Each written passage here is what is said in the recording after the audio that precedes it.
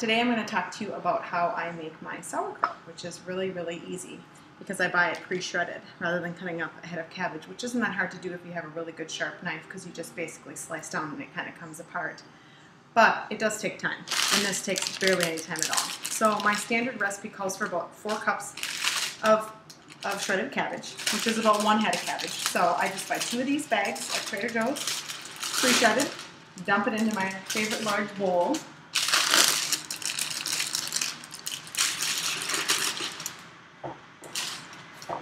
Then I take sea salt, about 1 tablespoon per 4 cups or per 1 large head.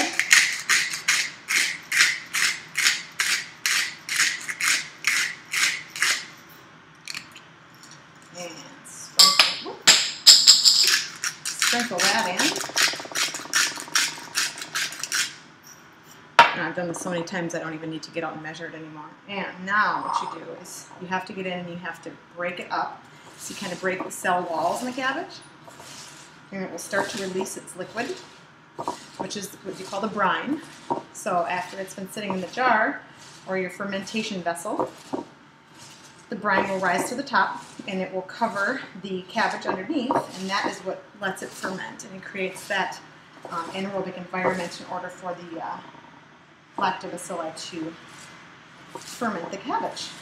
As with any ferment that you're doing, you're going to need to have that environment created. So this is already starting to weep a little bit. It starts to kind of break down. It gets a little bit more mushy. It's not so crunchy anymore. Then, now this is my own personal method. My parents use a giant Red Wing crock to make theirs because they make it in huge batches.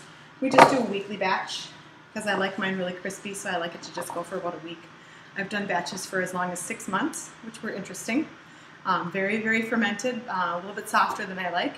And my friend told me that in Germany, if it's less than 2 years old, they call it coleslaw. So they really let theirs go for a long time.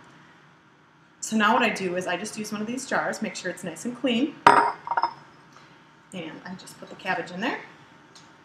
This is a little bit messy when you're doing it, but it just takes a few minutes and you open it all up. So I put the cabbage in, and now you're going to want to pack it in there really tight.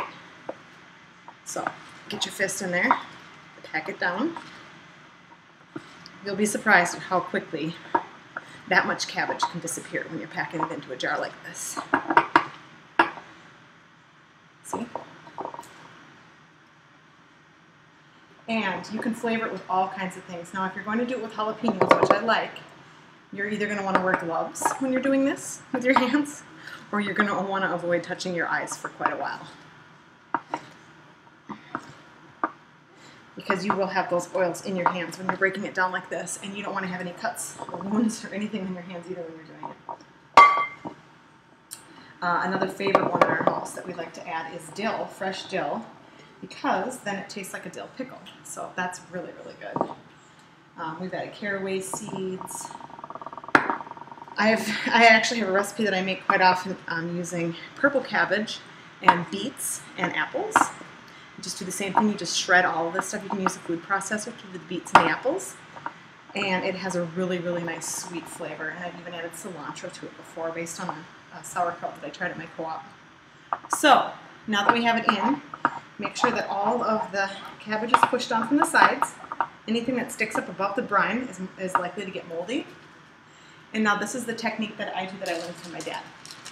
So what I do is take a food grade, obviously food grade plastic bag. You don't want to be using something else. And I push that in there as well. Make sure you get it all the way around.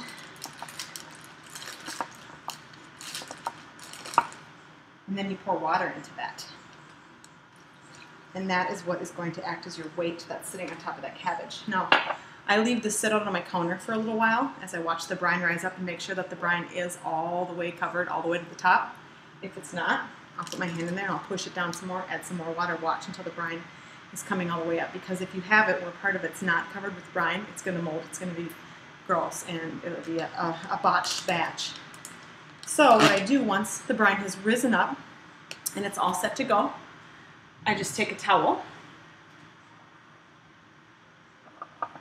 and I wrap the towel around just like this. And I take this and I set it on my counter over in the corner. keep it protected from light, and I let that sit for a week. By the end of the week, you just take this off, take out the bag, dump out the water, and you're good to go. Then I put on a non-reactive lid. You're going to want to use a plastic lid because it can rust because of the salt. So you don't want to have rust in your food, so I use a plastic lid, stick that on, put it in the fridge. It lasts for a super long time. One of our favorite ways to have it is with some grass-fed hot dogs. It's like having brats and kraut. It's a super, super easy quick meal. So that's how I make my homemade sauerkraut.